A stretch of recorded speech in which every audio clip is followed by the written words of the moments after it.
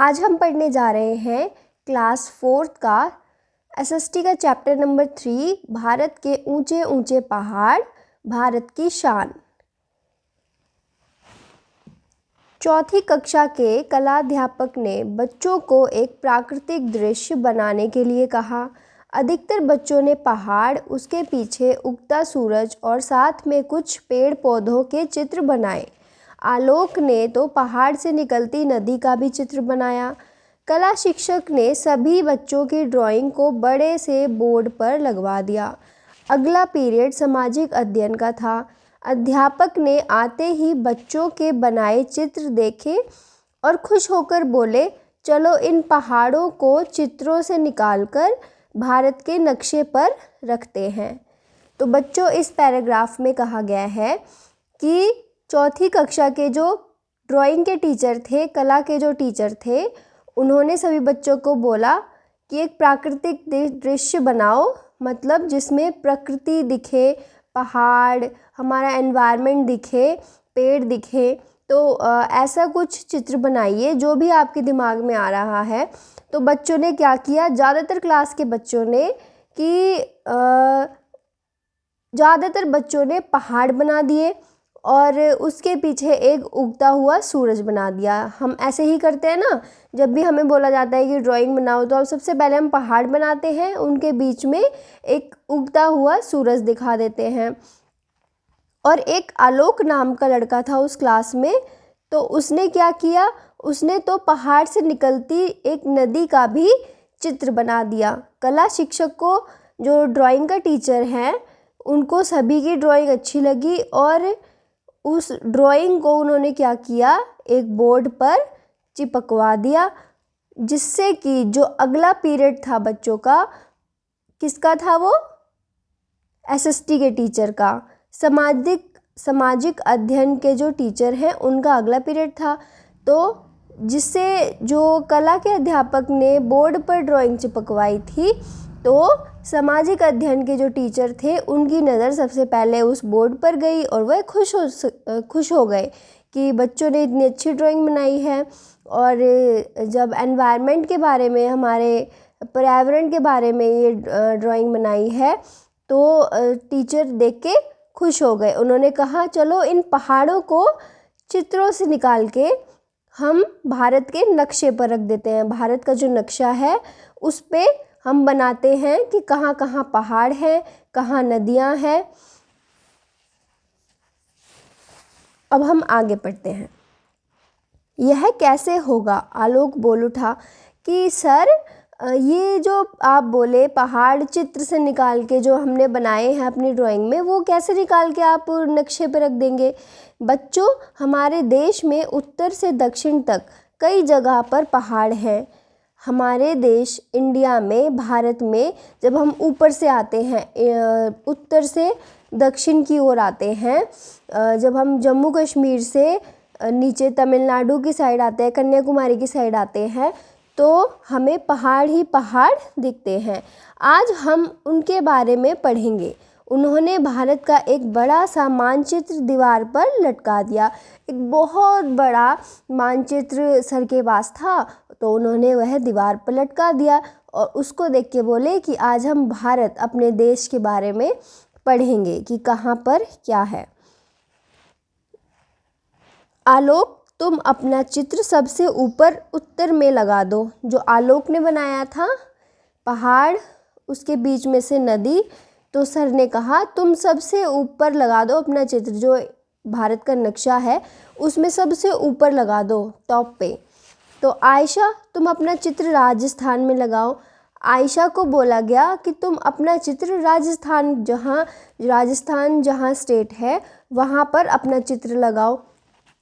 सभी बच्चे अपनी ड्राइंग लगाने की जिद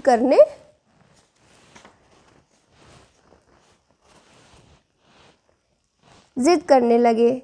अध्यापक ने स्वयं ही चित्रों को मानचित्र के मध्य में और पश्चिमी और पूर्वी समुद्र तट से थोड़ा हट कर लगा दिया।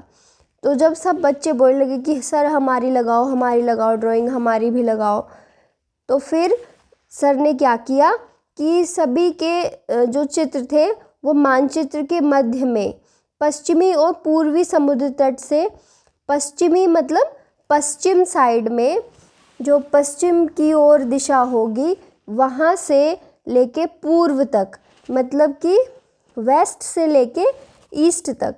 हम बोलते हैं ना उत्तर, दक्षिण, पश्चिम और पूर्व, तो पश्चिम से लेके पूर्व तक सभी चित्रों को थोड़े थोड़े दूरी पर हटकर लगा दिया। मानचित्र की तरफ इशारा करते हुए बोले, देखिए भारत में पहाड़ कहाँ कहाँ हैं। तो सर ने मानचित्र की तरफ इशारा किया और बोले कि बताओ भारत में पहाड़ कहाँ कहाँ हैं। भारत के उत्तर में हिमालय पर्वत और काराकोरम पर्वत। भारत के उत्तर मतलब सबसे ऊपर, जब हम बिल्कुल ऊपर जाएंगे नक्शे में तो वहाँ पर क्या मिलेगा हमें, हिमालय पर्वत और काराकोरम पर्वत और अरावली पर्वत। मध्य भारत में विंध्य और सतपुड़ा पर्वत, पश्चिम में पश्चिमी घाट पर्वत और पूर्व में पूर्वी घाट। तो ये हमें याद रखना है कि कहाँ पर कौन से पर्वत हैं। सबसे ऊपर जाते हैं हिमालय पर्वत और काराकोरम पर्वत है, उसके बाद अरावली पर्वत आ जाते हैं, उसके बाद मध्य भारत सेंट्रल भारत में विंध्य और सतपुड़ा पर्वत आ जाते हैं। फिर थोड़ा नीचे आएंगे पश्चिम की तरफ तो पश्चिम में पश्चिमी घाट पाए जाते हैं और पूर्व में पूर्वी घाट पाए जाते हैं। हिमालय पर्वत का नाम आपने अवश्य सुना होगा। यह पर्वतमाला भारत के उत्तर से प्रारंभ होकर उत्तर पूर्व तक एक तलवार की तरह फैली है। हिमालय पर्वत तो सभी ने सुना है, जो बच्चे उत्तराखंड में रहते हैं उन्होंने देखे भी हैं, क्योंकि काफ़ी जगह से हिमालय पर्वत वहाँ से दिखते हैं। तो यह पर्वतमाला भारत के उत्तर से प्रारंभ होती है और बिल्कुल टॉप से प्रारंभ होती है, फिर धीरे धीरे धीरे धीरे कहाँ तक, बहुत दूर तक फैली है, तो उत्तर पूर्व दिशा की ओर फैली हुई है। इस पर्वतमाला में एक के बाद एक 3 लगातार पर्वतमालाएं हैं। यह पर्वत ऐसा नहीं है कि सिर्फ एक पर्वत है, तो बहुत सारे पर्वत इकट्ठे बने हुए हैं, तो उसमें बोलते हैं कि ये पर्वतमाला में एक के बाद एक 3 लगातार पर्वतमालाएं हैं। अलग अलग पर्वतों की पर्वत बने हुए हैं। तो पर्वतमाला इसलिए बोल रहे हैं कि एक लाइन से वो पर्वत बने हुए हैं, एक माला की तरह वो दिखते हैं। इन्हें मुख्य हिमालय, मध्य हिमालय और शिवालिक की श्रेणी कहते हैं। इन्हें क्या कहते हैं, मुख्य हिमालय, मध्य हिमालय और शिवालिक, एक लाइन से बने हुए हैं। ऊपर वाला मुख्य हिमालय, फिर मध्य हिमालय, फिर शिवालिक, ऐसी रेंज चलती हैं इनकी। इन पहाड़ों के ऊंचे उठे नुकीले भाग की चोटी या शिखर कहते हैं। इन पहाड़ों की ये जो देख रहे हो ना आप, ये सबसे ऊपर, तो इनको क्या बोलते हैं, जो एकदम नुकीले से हैं, ये इनको चोटी या फिर उनके शिखर कहते हैं।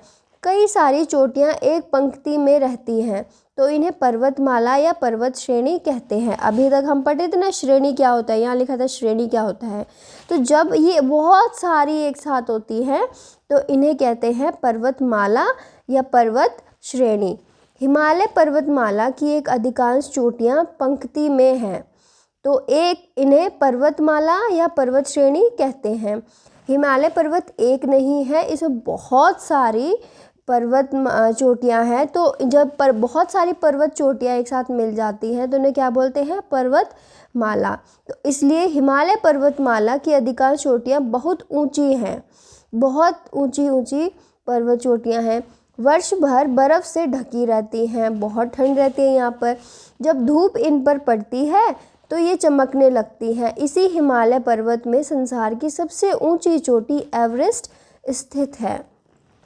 तो बच्चों ये तो बहुत इम्पॉर्टेंट क्वेश्चन है कि एवरेस्ट कहाँ है, माउंट एवरेस्ट कहाँ है, हिमालय में। संसार की सबसे ऊंची चोटी एवरेस्ट हिमालय में स्थित है और यह बर्फ़ से ढकी रहती है।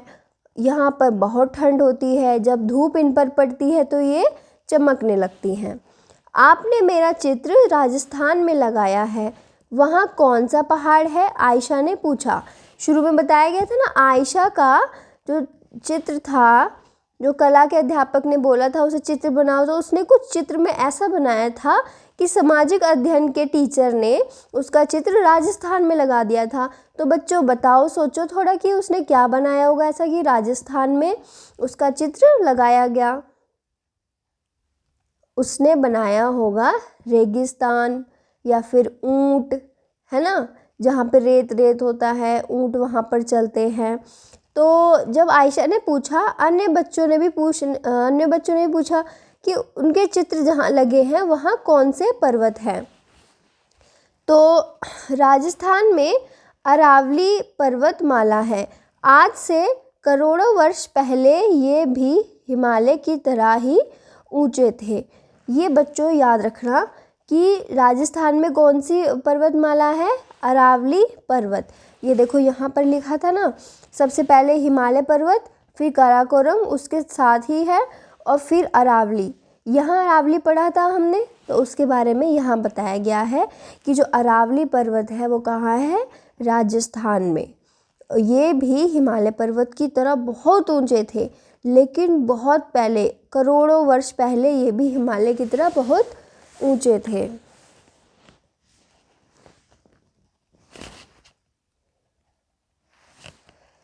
किंतु आज वे घिसते घिसते छोटे पहाड़ों के रूप में रह गए हैं। इसी तरह विंध्य और सतपुड़ा पर्वत हैं। ये भारत के लगभग मध्य में कम ऊंचे पर्वत हैं।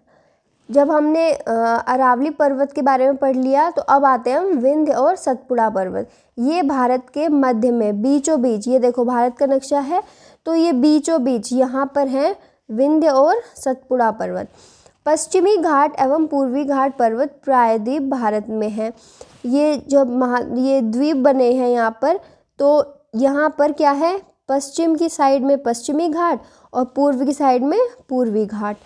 अरावली, अच्छा, इनमें से पश्चिमी घाट पूर्वी घाट से अधिक ऊंचा है। जब हम देखेंगे तो जो पश्चिमी घाट के पहाड़ हैं वो ज़्यादा ऊंचे हैं पूर्वी घाट के पहाड़ से।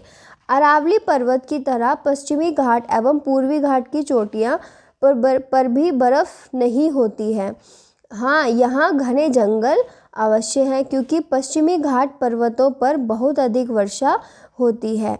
हिमालय पर बहुत बर्फ़ होती है, लेकिन यह विंध्य, सतपुड़ा और पश्चिमी घाट, पूर्वी घाट, यहाँ पर बर्फ़ नहीं होती है। यहाँ पर ऊंचे ऊंचे पहाड़ हैं और जंगल ही जंगल यहाँ रहता है, बारिश होती रहती है। इन पहाड़ों पर भी लोग रहते हैं, और भारत के कई राज्य हिमालय की गोद में बसे हैं, जैसे उत्तराखंड, हिमाचल प्रदेश, जम्मू कश्मीर, अरुणाचल प्रदेश, सिक्किम, नागालैंड, मिज़ोरम आदि।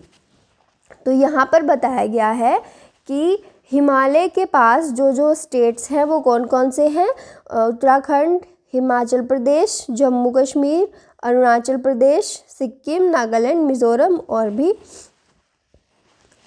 अनेक। पर्वतों की सैर। दिल्ली से सबसे नज़दीक उत्तराखंड है।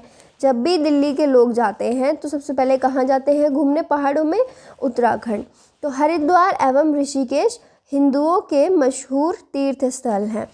सबसे ज़्यादा तीर्थ स्थल कहाँ पाए जाते हैं, हरिद्वार और ऋषिकेश में। उसके बाद जैसे जैसे हम उत्तर की ओर बढ़ते हैं, ठंड बढ़ती जाती है। जैसे हम ऊपर जाएंगे, हिमालय की तरफ बढ़ते रहते हैं, तो ठंड बढ़ती जाएगी, क्योंकि वहाँ तो बर्फ़ ही बर्फ़ होती है। गंगोत्री में गौमुख नामक स्थान से प्रसिद्ध गंगा नदी निकलती है। गंगोत्री कहाँ है, हिमालय की तरफ। तो जब वहाँ से कौन सी नदी निकलती है, गंगा नदी निकलती है गौमुख नामक स्थान से। यहाँ दूर दूर तक बर्फ़ फैली रहती है। यहाँ बर्फ़ हमेशा रहती है। यही बर्फ़ पिघल पिघल कर नदी के रूप में बहती रहती है। अंततः गंगा नदी में भी जल हमेशा रहता है।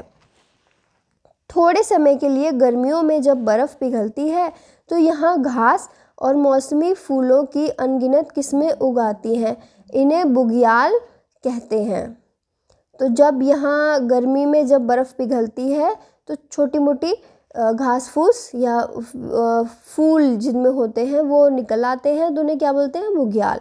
यहाँ के आदिवासी जैसे गुर्जर व बकर अपनी भेड़ बकरियाँ चराने ले आते हैं। नंदा देवी, केदारनाथ, गंगोत्री में ऐसे कई बुग्याल हैं। तो बुग्याल याद रखना, बुग्याल क्या होते हैं? मौसमी फूल जो कि घास वगैरह पे निकलते हैं, उन्हें बुग्याल कहते हैं और इन्हें भेड़ बकरियां चराने ले आते हैं। ऐसा ही दूसरा पहाड़ी राज्य हिमाचल प्रदेश है। दिल्ली और अन्य मैदानी भागों से लोग शिमला, कुल्लू, मनाली, रोहतांग पास आदि जगहों पर घूमने के लिए खूब जाते हैं। रंग बिरंगी कढ़ाई वाली गोल टोपियाँ यहाँ की पहचान है। जो आपने देखा होगा ना, लोग गोल टोपी पहन के निकलते हैं, वो कहाँ की पहचान है? कुल्लू, मनाली, शिमला, मतलब हिमाचल प्रदेश की। हिमाचल प्रदेश फलों, मुख्य रूप से सेब की खेती के लिए मशहूर है। यहाँ पर सबसे ज़्यादा क्या होता है? सेब। यहाँ पहाड़ों की ढाल पर चीड़ या देवदार के बड़े बड़े पेड़ होते हैं।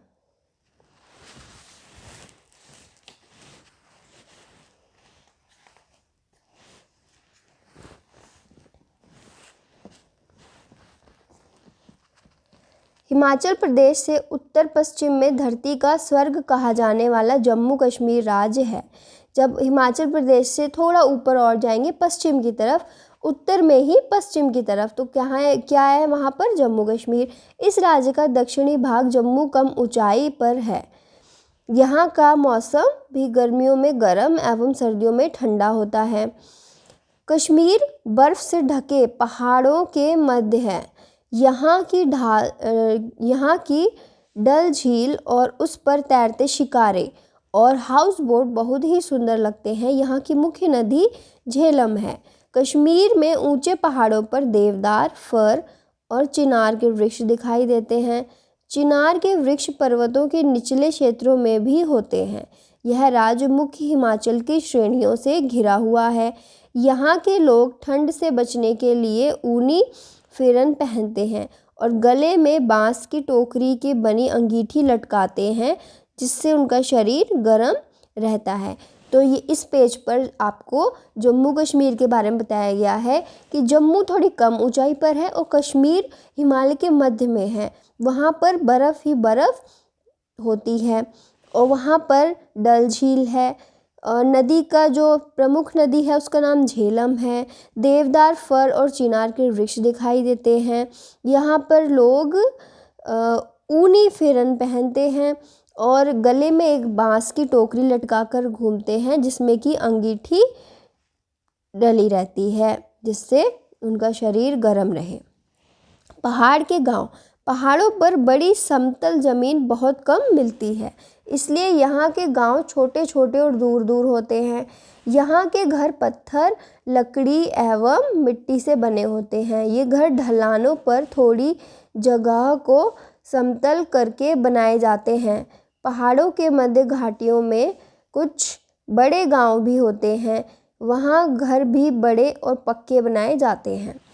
इसमें बताया गया है कि जो पहाड़ पे गांव होते हैं वो कैसे होते हैं? दूर दूर होते हैं, या घर भी दूर दूर होते हैं और पक्के घर नहीं बना सकते। यहाँ पर पत्थरों को इकट्ठा करके या लकड़ी या मिट्टी से घर बनाते हैं, क्योंकि वहाँ भूस्खलन ज़्यादा होता रहता है। ये घर ढलानों पर भी थोड़ी जगह को समतल करके बनाए जाते हैं। पहाड़ को बिल्कुल ऐसा नहीं होता कि शुरू से ही पहाड़ एकदम प्लेन हो। पहाड़ों को प्लेन किया जाता है थोड़ी थोड़ी जगह पर, ताकि वहाँ घर बनाए जा सकें और रह सकें लोग। पहाड़ों पर ढाल होता है, इसलिए ढलानों को समतल करके छोटे छोटे खेत बनाए जाते हैं। इन्हें सीढ़ीदार खेत कहते हैं। इस तरह खेत बनाने से मिट्टी बहकर नीचे नहीं आती। यहाँ के लोग बहुत मेहनती होते हैं। खेती के अलावा ये भेड़, बकरी, अन्य दुधारू पशुओं को पालते हैं। यहाँ की महिलाएं ईंधन के लिए जंगलों से लकड़ियाँ इकट्ठी करती हैं, चारे के लिए घास काटती हैं, साथ ही घर एवं बच्चों को भी संभालती हैं। तो पहाड़ों में ज़्यादातर आपने देखा होगा कि जो औरतें हैं वो बहुत ही मेहनती होती हैं। खेतों में जाती हैं, खेतों का काम करती हैं, बच्चों को संभालती है, घर भी चलाती है, बहुत ही मेहनती होती हैं। तो आपको ये फ़ोटो में दिख रहा होगा कि सीढ़ीदार खेत। तो सीढ़ीदार खेत कहाँ पर होते हैं? पहाड़ों में होते हैं। ठीक है। पहाड़ों की समस्याएं, क्या समस्याएं हैं पहाड़ों में? चारों ओर बर्फ ही बर्फ, हरे भरे जंगल, सीढ़ीदार खेत, फलों की घाटी आदि के बारे में सुनकर देखकर लगता है कि यहाँ कोई समस्या ही नहीं। हमने इतना अच्छा अच्छा सुन लिया है पहाड़ों के बारे में, तो हमें लग रहा है ये पहाड़ तो बहुत अच्छे हैं, यहाँ पर कितने आराम से कितना अच्छा लगता होगा लोगों को। लेकिन पहाड़ प्रदेश की अपनी कुछ समस्याएं हैं। पहाड़ हर जगह कठोर एवं मजबूत नहीं होते। कहीं कहीं चट्टानें कमज़ोर और मिट्टी ढीली होती है। जब तेज़ बारिश होती है तो चट्टानें अपनी जगह से सरक कर तेज़ी से नीचे आती हैं। इस कारण इन क्षेत्रों में बहुत नुकसान होता है। रास्ते बंद हो जाते हैं, खेत खराब हो जाते हैं, कभी कभी लोग भी चट्टानों के नीचे आ जाते हैं। भूमि के कटाव को रोकने के लिए हम जंगल को बचाते हैं, अर्थात जंगलों में वृद्धि करके भूमि कटाव पर अंकुश लगाने में कामयाब हो जाते हैं। इसमें लिखा गया है कि जो पहाड़ पर ज़मीन होती है वो कठोर नहीं होती है कि हर जगह एक जैसी हो। पहाड़ हर जगह कठोर एक जैसे नहीं होते हैं, कहीं पर कमज़ोर भी होते हैं, कहीं की मिट्टी ढीली भी होती है, कहीं पर चट्टान ही कमज़ोर होती है। तो अगर गलती से भूकंप आ जाता है तो वहाँ क्या हो जाता है, सब हिल जाता है। हिलने के कारण जो मिट्टी होती है वो अपनी जगह से सरक कर नीचे आ जाती है। इस कारण वहाँ से पहाड़ एक दूसरे से खिसक जाते हैं। तो इससे नुकसान से बचने के लिए वहाँ क्या किया जाता है, ज़्यादा से ज़्यादा पेड़ लगाए जाते हैं। पेड़ होंगे तो पेड़ों की जड़ें मिट्टी को पकड़े रहेंगी तो भूस्खलन होने का जो डर है वो कम रहेगा, है। मिट्टी अपनी जगह से हिलेगी नहीं। इसलिए बोलते हैं कि भूमि कटाव पर रोकने के लिए, भूमि को कटने से रोकने के लिए हमें पेड़ ज़्यादा से ज़्यादा लगाने चाहिए। सैर अरुणाचल प्रदेश की हिमालय पर्वतमाला भारत के उत्तर पूर्वी छोर तक फैली हुई है। जो हिमालय पर्वत है वो उत्तर से शुरू होकर उत्तर पूर्वी छोर तक है। इन्हीं पर्वतों के बीच बसा है अरुणाचल प्रदेश। भारत में सबसे पहले सूर्योदय यहीं होता है। तो भारत में अगर सूरज सबसे पहले निकलता है तो कहाँ निकलता है, अरुणाचल प्रदेश में। इसीलिए इसे अरुणाचल प्रदेश कहते हैं। यहाँ जब भी जाइए अपने साथ खूब गर्म कपड़े और छतरी अवश्य रखिए, क्योंकि यहाँ दो ही मौसम होते हैं, ठंड और बारिश का। नवंबर से फरवरी तक कड़ाके की ठंड पड़ती है और मार्च से सितंबर तक वर्षा होती है। तो यहाँ दो ही मौसम होते हैं अरुणाचल प्रदेश में, बारिश और ठंड का। यहाँ के पहाड़ों पर खूब घने जंगल हैं। इनमें बांस, बेंत और चीड़ के पेड़ अधिक होते हैं। इन जंगलों में शेर, हिरण, हाथी, सूअर आदि जानवर मिलते ही रहते हैं। साथ ही दो ऐसे जानवर भी मिलते हैं जो इन्हीं पहाड़ों पर ही रहते हैं। ये हैं याक और मिथुन।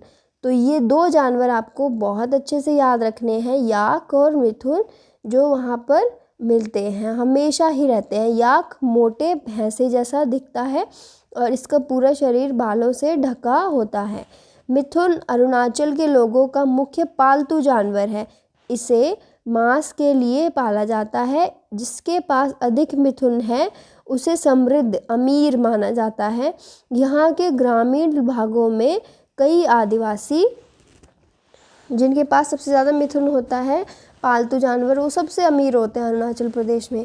तो जो आदिवासी हैं, कबीले रहते हैं, जैसे आपातानी आदि, वांचू और मोनपा, ये वहाँ के कबीलों का नाम है, आदिवासियों के ग्रुप का नाम है। आपातानी, वांचू और मोनपा ये अलग अलग इलाकों में रहते हैं। इनकी भाषा और रीति रिवाज भी शहर में रहने वाले लोगों से बहुत अलग है। यहाँ पहाड़ों पर कई छोटी छोटी नदियाँ बहती हैं।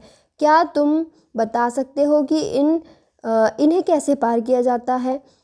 तुम्हें जानकर आश्चर्य होगा कि इन पर सीमेंट और लकड़ी के नहीं, वरन बांस और बेंत से बनाए गए पुल होते हैं।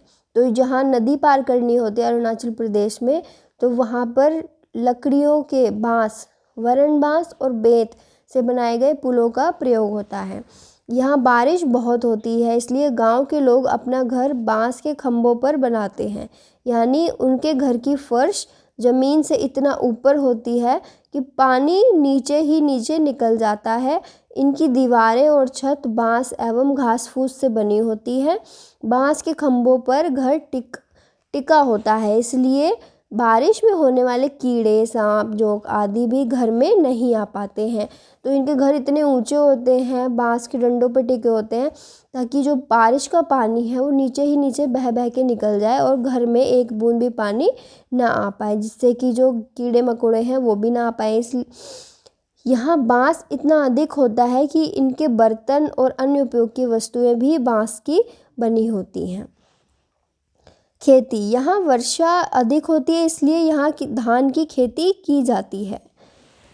पहाड़ों से आने वाले झरनों के पानी को इकट्ठा करके यहाँ मछली पालन भी करते हैं।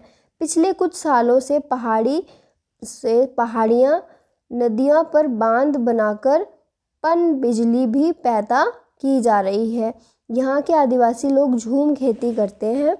उत्तर पूर्व की पहाड़ी ढालों पर चाय की खेती की जाती है। तो वहाँ पर किस चीज़ की खेती की जाती है? चाय की। असम राज्य तो चाय के बागानों के लिए खास तौर से प्रसिद्ध है। तो असम में पूरे उसमें चाय की खेती करते हैं। ये महिला चाय की पत्तियाँ तोड़ रही है। तो अभी हमने काफ़ी स्टेट्स के बारे में पढ़ लिया है। अरुणाचल प्रदेश और हिमालय, उत्तराखंड, है ना। असम के बारे में भी पढ़ लिया है। हिमाचल प्रदेश के बारे में पढ़ा कि वहाँ पर कैसा मौसम रहता है, क्या खेती होती है, कैसे लोग रहते हैं वहाँ पर। सेब की खेती बहुत ज़्यादा होती है। और खेत कैसे होते हैं, किस चीज़ के वृक्ष लगाते हैं वहाँ पर लोग। तो अभी जो भी पढ़ा है आपने वो एक बार और रीड कर लीजिए। उसके बाद जो अभ्यास कार्य है वो करेंगे हम।